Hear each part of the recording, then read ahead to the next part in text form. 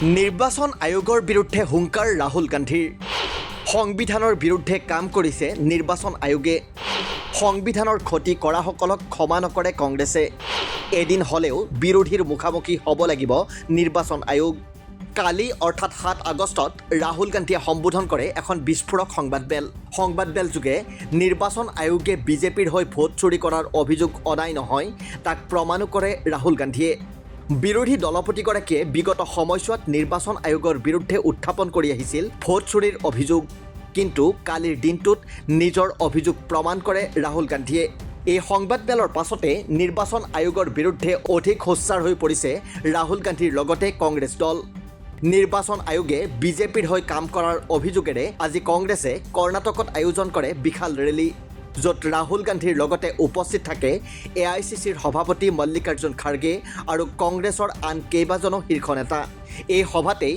নিৰ্বাচন আয়োগৰ বিৰুদ্ধে আকৌ এবাৰ গৰজি উঠে লোকসভাৰ বিৰোধী দলপতি ৰাহুল গান্ধী বিজেপিৰ হৈ কেনেকৈ ভোট চুৰি কৰিছিল নিৰ্বাচন আয়োগে নিৰ্বাচনক লৈ কংগ্ৰেছৰ মাজত কিয় সৃষ্টি হৈছিল সন্দেহ ৰাহুল গান্ধীৰ ভাষ্য অনুসৰি মধ্যপ্ৰদেশ ছত্তীশগড়ৰ নিৰ্বাচনৰ পাছতে নিৰ্বাচন আয়োগৰ ওপৰত সন্দেহ হৈছিল কংগ্ৰেছৰ কিন্তু মহাৰাষ্ট্ৰৰ নিৰ্বাচনত পোৱা গৈছিল তাৰ প্ৰমাণ ৰাহুল গান্ধীয়ে কয় যে লোকসভাত ইণ্ডিয়া মৰ্চাই মহাৰাষ্ট্ৰত বিজয় লাভ কৰাৰ 4 মাহ পাছত বিধানসভা নিৰ্বাচনত পৰাস্ত হয় ৰাহুল গান্ধীৰ তথ্য অনুসৰি বিধানসভা নিৰ্বাচনত মহাৰাষ্ট্ৰত সংযুক্ত হৈছিল 1 কোটি নতুন ভোটাৰ যিয়ে ভোট দি শাসনলৈ আনিছিল বিজেপিক पिछले चुनाव में हमारे सामने एक सवाल उठा ಕಳೆದ ಚುನಾವಣೆಯಲ್ಲಿ ನಮ್ಮೆಲ್ಲರ ಮುಂದೆ ಒಂದು ಪ್ರಶ್ನೆ ಉದ್ಭವಿಸಿತು लोकसभा का चुनाव हुआ उसके बाद महाराष्ट्र का चुनाव होता है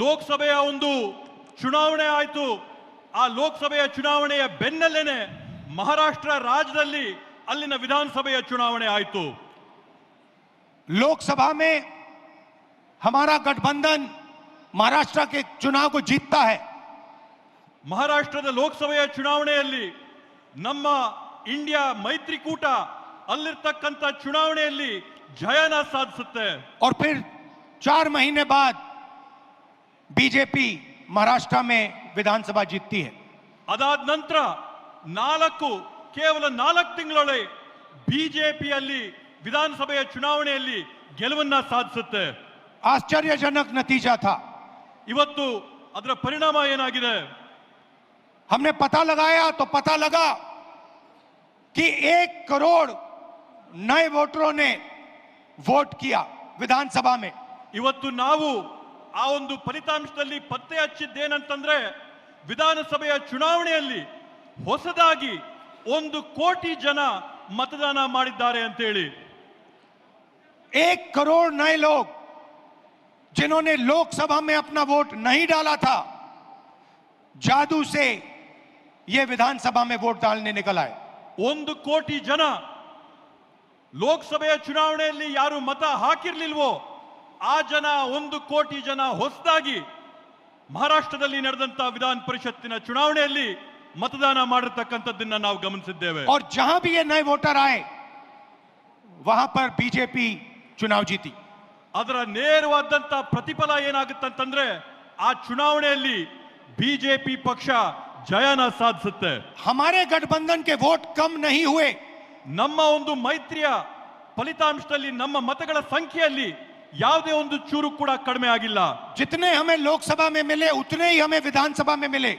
ನಮಗೆ ಲೋಕಸಭೆಯ ಚುನಾವಣೆಯಲ್ಲಿ ಎಷ್ಟು ಮತಗಳು ನಮಗೆ ಸಿಕ್ಕಿತ್ತೋ ವಿಧಾನಸಭೆಯ ಚುನಾವಣೆಯಲ್ಲಿ ಕೂಡ ನಮಗೆ ಅಷ್ಟೇ ಮತ ಸಿಕ್ತು और सारे के सारे जो वोटर बढ़ाए गए वो बीजेपी के खाते में गए ಆದ್ರೆ ಹೊಸದಾಗಿ ಏನು ಮತಗಳನ್ನ ಪಟ್ಟಿಗೆ ಸೇರಿಸಿದ್ರೋ ಆ ಎಲ್ಲಾ ಮತಗಳು ಕೂಡ ಬಿಜೆಪಿ ಪಕ್ಷದ ತೆಕ್ಕೆಗೆ ಹೋದಂತಾಗಿದೆ उस दिन हमने डिसाइड किया कि कुछ ना कुछ दाल में काला है ಆವತ್ತು ನಾವು ತೀರ್ಮಾನ ಮಾಡಿದ್ವಿ ಈ ಒಂದು ಚುನಾವಣೆಯ ಪ್ರಕ್ರಿಯೆಯಲ್ಲಿ ಏನೋ ಒಂದು ಸಂದೇಹಾಸ್ಪದವಾದಂತ ವಿಷಯ নিৰ্বাচনত ভোট চুৰিৰ উমান পাই নিৰ্বাচন আয়োগৰ ওচৰত ডিজিটেল ভোটাৰ লিষ্ট বিচাৰি যায় কংগ্ৰেছে কিন্তু এই ক্ষেত্ৰত ডিজিটেল ভোটাৰ লিষ্ট দিয়াৰ পৰা বিৰত থাকে নিৰ্বাচন আয়োগ ৰাহুল গান্ধীৰ অভিযোগ ডিজিটেল ভোটাৰ লিষ্ট দিলে 100কৈও অধিক সমষ্টিত ধৰা পৰিব ভুৱা ভোটাৰ কিন্তু ডিজিটেল ভোটাৰ লিষ্ট নোপোৱাত বেংগালুৰু চেণ্ট্ৰেল লোকসভা সমষ্টিৰ মহাদেৱপুৰা বিধানসভা সমষ্টিত ভোট চুৰিৰ প্ৰমাণ বিচাৰে কংগ্ৰেছে। ৰাহুল গান্ধীৰ মতে এই সমষ্টিটোত 6,05,000 ভোটাৰৰ মাজত 1,250,000 জনেই ওলাইছে ভুৱা ভোটাৰ, অৰ্থাৎ সমষ্টিটোৰ প্ৰতি 6 জনৰ ভিতৰত এজন ভোটাৰেই ভুৱা। ৰাহুল গান্ধীয়ে কয় যে 5 প্ৰকাৰে ভোট চুৰিত লিপ্ত হৈছে নিৰ্বাচন আয়োগ। কংগ্ৰেছ নেতাগৰাকীৰ মতে কেৱল মহাদেৱপুৰাত আছে 11,965 গৰাকী ভুৱা ভোটাৰ, 40,009 গৰাকীক অন্তৰ্ভুক্ত কৰা হৈছে ভুৱা পৰিচয়ত। এটা ঠিকনাৰ পৰাই অন্তৰ্ভুক্ত কৰা হৈছে 11,452 জনক। অবৈধ ফটোৰে অন্তৰ্ভুক্ত কৰা হৈছে 4,132 গৰাকীক। 33,692 গৰাকীৰ লগত কৰা হৈছে ফৰ্ম 6ৰ ভুল ব্যৱহাৰ। 5 तरीके से चोरी की गई है। 5 ವಿಧಗಳಲ್ಲಿ ಈ ಮತಗಳ ಕಳ್ತನ ಆಗಿದೆ। डुप्लीकेट वोटर मतलब एक वोटर अनेक बार वोटिंग कर रहा है। ದ್ವಿಪ್ರತಿಯ ಮತದಾರರ ಏನು ಪಟ್ಟಿ ಇರ್ತದೆ ಅದರಲ್ಲಿ ಒಬ್ಬ ಮತದಾರ ಹಲವಾರು ಬಾರಿ ಅವರ ಹೆಸರುಗಳು ಮತಪಟ್ಟಿಯಲ್ಲಿ 4 ಬರ್ತಕ್ಕಂಥದ್ದು। अलग अलग पोलिंग बूथ में वोट डाल रहा है, 5-6 अलग पोलिंग बूथ में वोट डाल रहा है। 4-5 ಮತಗಟ್ಟೆಗಳಲ್ಲಿ ಅವನು ಹೋಗಿ ಮತದಾನ ಮಾಡಿ ಬರ್ತಾ ಇದ್ದಾನೆ। ऐसे तकरीबन 12,000 वोटर हैं। ಈ ರೀತಿಯಾದಂತದ್ದು ಸರಿಸಮಾನವಾಗಿ 12,000 ಮತಗಳು ಇವತ್ತು ನಾವು ಕಂಡಿದ್ದೇವೆ।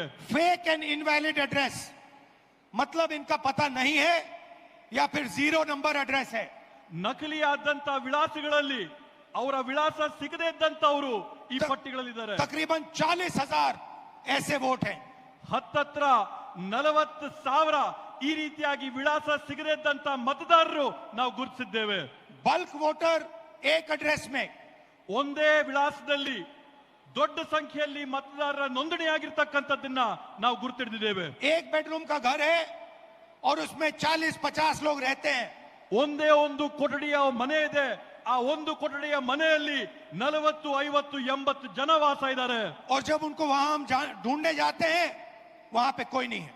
ಅಲ್ಲಿ ನಾವು ನಮ್ಮ ಜನನ ಕಳಿಸಿದಂತ ಸಂದರ್ಭದಲ್ಲಿ, ಅಲ್ಲಿ ನಾವು ಪರೀಕ್ಷೆ ಮಾಡಿದಂತ ಸಂದರ್ಭದಲ್ಲಿ ಅಲ್ಲಿ ನಮ್ಗೆ ಯಾರು ಕೂಡ ಸಿಗ್ಲಿಲ್ಲ। और घर का मालिक बीजेपी का लीडर। ಅಲ್ಲಿ ಯಾರಿದ್ದಾರೆ ಅಂತಂದ್ರೆ ಅಲ್ಲಿರ್ತಕ್ಕಂಥದ್ದು ಬಿಜೆಪಿ ಪಕ್ಷದ ಒಬ್ಬ ನಾಯಕ। इनवैलिड फोटोज 4,000 वोट जिसमें फोटो है ही नहीं या इतनी छोटी फोटो है कि दिखाई नहीं देती। ಕೆಲವೊಂದು ಮತದಾರರ ಗುರುತಿನ ಚೀಟಿಯಲ್ಲಿ ಮತದಾರರ ಭಾವಚಿತ್ರನೇ ಸಿಕ್ಕಲ್ಲ। 4,000 ಈ ರೀತಿಯಾದಂತ ಪ್ರಕರಣಗಳನ್ನ ನಾವು ನೋಡಿದ್ದೇವೆ।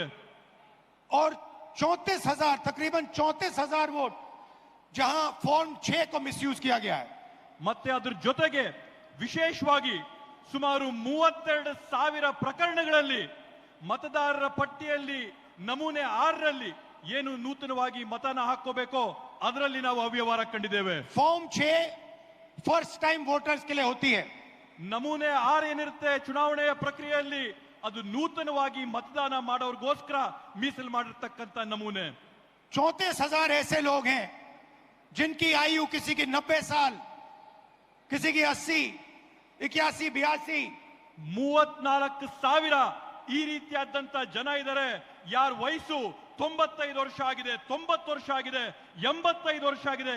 ಈ ರೀತಿಯಾದಂತ 34,000 ಜನ ಅಲ್ಲಿದ್ದಾರೆ। इस प्रकार से 1 लाख वोट इलेक्शन कमीशन और बीजेपी ने चोरी किया है।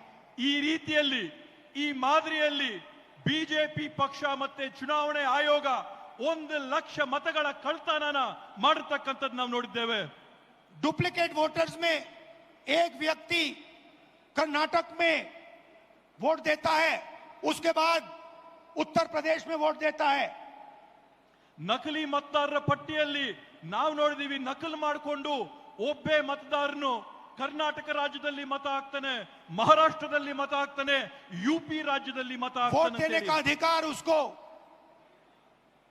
बेंगलोर में है, लखनऊ में है, वाराणसी में है, अलग अलग जगह देश में ये लोग वोट डालने के लिए ऑथराइज्ड हैं। সংবিধান হাতত লৈ ৰাহুল গান্ধীয়ে কয় যে ভাৰতত এজন নাগৰিকৰ বিপৰীতে আছে এটা ভোটৰ অধিকাৰ, কিন্তু বিজেপিৰ কাৰণে নিৰ্বাচন আয়োগে আঘাত কৰিছে এই অধিকাৰত, অৰ্থাৎ সংবিধানত আঘাত কৰিছে নিৰ্বাচন আয়োগে। সংবিধানত আঘাত কৰাসকলক কোনোপধ্যেই এৰি দিয়া নহ'ব বুলিও নিৰ্বাচন আয়োগক এক প্ৰকাৰে ধমকি প্ৰদান কৰে ৰাহুল গান্ধীয়ে। इलेक्शन कमीशन बीजेपी का नहीं है। इलेक्शन कमीशन संविधान के लिए काम करता है। ಇವತ್ತು ಚುನಾವಣೆ ಆಯೋಗ ಏನಿದೆ ಬಿಜೆಪಿ ಅವರ ಪರವಾಗಿ ನಿಂತಿದೆ. ಎಲೆಕ್ಷನ್ ಕಮಿಷನ್ ಏನಿದೆ ಇವತ್ತು ಸಂವಿಧಾನದ ವಿರುದ್ಧವಾಗಿ ಇವತ್ತು ನಡ್ಕೋತಾ ಇದೆ. और कर्नाटक में सीट चोरी की गई है। एक लोकसभा को हमने जांच करके निकाला है। मैं कह सकता हूं कि एक से ज्यादा सीटें यहां चोरी हुई हैं। ಇವತ್ತು ಕರ್ನಾಟಕದಲ್ಲಿ ನಾವು ಒಂದು ಕ್ಷೇತ್ರನ ಪರಿಶೀಲನೆ ಮಾಡಿ ಆ ಕ್ಷೇತ್ರದಲ್ಲಿ ಆದಂತ ಕಳ್ತನನ ನಾವು ಸಾಬೀತು ಮಾಡಿದೀವಿ. 100ಕ್ಕೆ 100 ನಾನು ನಿಮ್ಗೆ ಆಶ್ವಾಸನೆ ಕೊಡ್ತೀನಿ. ಕರ್ನಾಟಕ ರಾಜ್ಯಾದ್ಯಂತ ನಾವು ಪರಿಶೀಲನೆ ಮಾಡಿದ್ರೆ ಒಂದಲ್ಲ ಹಲವಾರು ಉದಾಹರಣೆ ನಮ್ಗೆ ಸಿಗುತ್ತೆ ಅಂತ ಹೇಳಿ. जो कॉन्स्टिट्यूशन का फाउंडेशनल आइडिया है, वन मैन वन वोट, इस पर इलेक्शन कमीशन और उसके के सारे अफसर आक्रमण कर रहे हैं। इसका मतलब वो संविधान पर आक्रमण कर रहे हैं। ಇವತ್ತು ಸಂವಿಧಾನದ ಮೂಲ ಧ್ಯೇಯ ಏನಿದೆ, ಸಂವಿಧಾನದ ಮೂಲ ಧ್ಯೇಯ ಅಂದ್ರೆ ಒಬ್ಬ ವ್ಯಕ್ತಿಗೆ ಒಂದೇ ಮತ ಅನ್ನಂಥದ್ದು. ಚುನಾವಣೆ ಆಯೋಗದ ಅಧಿಕಾರಿಗಳು, ಅವರಲ್ಲಿರ್ತಕ್ಕಂಥ ಸಿಬ್ಬಂದಿ ವರ್ಗದವರು ಎಲ್ಲರೂ ಕೂಡ ಒಗ್ಗಟ್ಟಾಗಿ ಸೇರಿ ಈ ಸಂವಿಧಾನದ ಮೇಲೆ ಪ್ರಹಾರ ಮಾಡಿ ಅದ್ರ ಮೇಲೆ ಹಲ್ಲೆ ಮಾಡಿ हिंदुस्तान के गरीब जनता पर आक्रमण कर रहे हैं। ಕರ್ನಾಟಕ ರಾಜ್ಯದ ಭಾರತ ದೇಶದ ಬಡ ಜನರ ಮೇಲೆ ಆಕ್ರಮಣ ಮಾಡ್ತಾ ಇದ್ದಾರೆ. और मैं उनसे कहना चाहता हूं, अगर आप सोच रहे हो कि आप इस पर आक्रमण करके बचोगे तो फिर से सोचो। ನಾನು ಅವರೆಲ್ಲರಿಗೂ ಕೂಡ ಸ್ಪಷ್ಟವಾಗಿ ಒಂದು ಮಾತಾಡಕ್ಕೆ ಬಯಸ್ತೇನೆ. ನೀವು ಈ ಸಂವಿಧಾನದ ಮೇಲೆ ಪ್ರಹಾರ ಮಾಡಿ ನೀವು ಯಶಸ್ವಿ ಆಗ್ತೀರಾ ಅಂತಂದ್ರೆ ತಾವು ಮತ್ತೊಮ್ಮೆ ಆಲೋಚನೆ ಮಾಡಬೇಕು ಅಂತ ಒಂದು ವಾರ್ನಿಂಗ್ ನಿಮಗೆ ಕೊಡ್ತೀನಿ. टाइम लगेगा मगर हम आपको पकड़ेंगे। ಸಮಯ ಬರುತ್ತೆ, ಆದ್ರೆ ನಿಮ್ಗೆ ತಕ್ಕಂತ ಪಾಠನ ಕಲಿಸ್ತೀವಿ. एक एक करके पकड़ेंगे। ಒಬ್ಬೊಬ್ಬರನ್ನ ಹುಡುಕಿ ನಿಮಗೆ ಪಾಠ ಕಲಿಸ್ತೀವಿ. मेरी बात याद रखना। ৰাহুল গান্ধীয়ে আজি কৰ্ণাটকত কয় যে মাত্ৰ 25খন আসনৰ ব্যৱধানত প্ৰধানমন্ত্ৰী হৈ আছে নৰেন্দ্ৰ মোদী আৰু যোৱা লোকসভা নিৰ্বাচনত 25খন আসনত বিজেপিৰ জয়ৰ ব্যৱধান আছিল 25,000ৰো কম। অৰ্থাৎ ভোট চুৰি কৰি প্ৰধানমন্ত্ৰী হৈছে নৰেন্দ্ৰ মোদী। ৰাহুল গান্ধীয়ে কয় যে ডিজিটেল ভোটাৰ লিষ্ট প্ৰদান কৰিলে মধ্যপ্ৰদেশ, ৰাজস্থান, বিহাৰ সকলোতে স্পষ্ট হৈ পৰিব ভোট চুৰি। কিন্তু নিৰ্বাচন আয়োগে তথ্য দিয়াৰ সলনি বন্ধ কৰি দিছে নিজৰ ৱেবছাইট। নিৰ্বাচন আয়োগক এই সন্দৰ্ভত দেশবাসীয়ে প্ৰশ্ন কৰিব লাগে বুলিও মন্তব্য কৰে ৰাহুল গান্ধীয়ে। উল্লেখনীয়ভাৱে বিগত 24 ঘণ্টাত নিৰ্বাচন আয়োগৰ বিৰুদ্ধে দুবাৰ ৰাজহুৱাকৈ অভিযোগ উত্থাপন কৰে ৰাহুল গান্ধীয়ে। কেৱল অভিযোগেই নহয়, তাক প্ৰমাণ কৰি নিৰ্বাচন আয়োগক প্ৰত্যাহ্বান জনায় ৰাহুল গান্ধীয়ে। কিন্তু এই ক্ষেত্ৰত নিৰ্বাচন আয়োগে এতিয়ালৈ প্ৰকাশ কৰা নাই কোনো আনুষ্ঠানিক প্ৰতিক্ৰিয়া, যিয়ে নিশ্চিতভাৱে সন্দেহৰ মাজলৈ ঠেলি দিছে দেশৰ নিৰ্বাচনী ব্যৱস্থাক। নিউজ ডেস্ক ৰিপৰ্ট, দি ক্ৰছ কাৰেণ্ট।